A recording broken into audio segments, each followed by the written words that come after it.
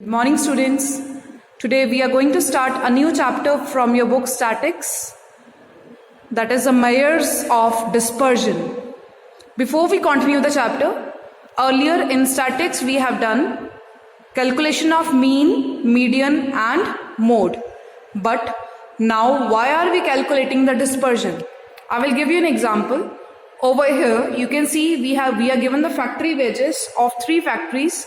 Factory A, B and factory C. It is in rupees. So in case of factory A, the mean wages, the wages are fixed, that is rupees 400. In terms of factory B, it is increasing or decreasing, it's not fixed. It is 350, 320, 480 and 450. Similarly in factory C, it is 50, 75, 725 and 350. So from this data, we can calculate the mean. And if we calculate the mean will come out to rupees 400 in case of each factory. But over here there are variations in the data. There are differences in the data. So in order to calculate these variations, we have to calculate the measures of dispersion. That is why we are starting with the chapter measures of dispersion.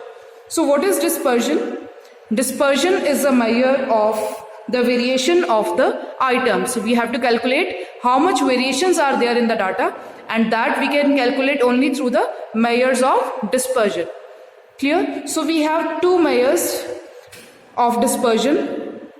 They are absolute measure and relative measure. What are absolute measure? When we are given the data, from that data we are able to calculate the measures of dispersions or the variations in terms of absolute unit, that is called the measure of absolute dispersion. But when we are able to calculate the given data, the variations in terms of percentage or the relative value, that is termed as relative measure. Clear? So these are the two measures of dispersion. Why are we using this measures of dispersion? What is the objective? To know the variation of the different values. Okay, to know about the composition of the series, what all is there in the series, to know the range of the values. What is range? So before we continue the range, methods of measures of dispersion are, there are two methods that as we have discussed, absolute and relative. So what is absolute? In absolute, how we have to calculate the measures of dispersion? In order to use the absolute measures, we can find out the measures of dispersion or the variations in terms of two methods. They are absolute measure, we have to calculate 5 values: range, quartile deviation, interquartile deviation, mean deviation, standard deviation and Lorentz curve. But in relative measures, as I told you, we have to calculate the percentage. So we have to calculate the percentage of coefficient of range, coefficient of quartile deviation, coefficient of mean deviation, coefficient of standard deviation and coefficient of variation.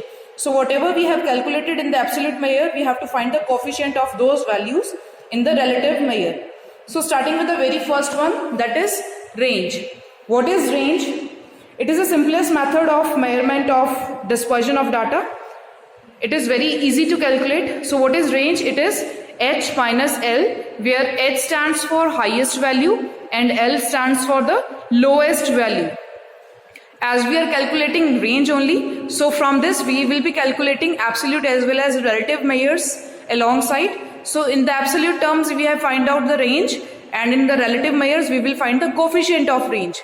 Coefficient of range is H minus L over H plus L, that is highest minus lowest over highest plus lowest. So we are given this data. Pocket expenses of 5 students are given. In rupees, it's rupees 15, 50, 40, 65 and rupees 20.